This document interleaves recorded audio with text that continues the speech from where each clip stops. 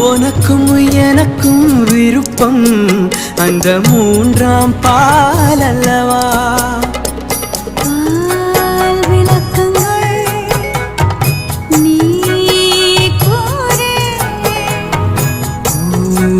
ஊரங்கட்டும் உரைப்பேன் கேள்.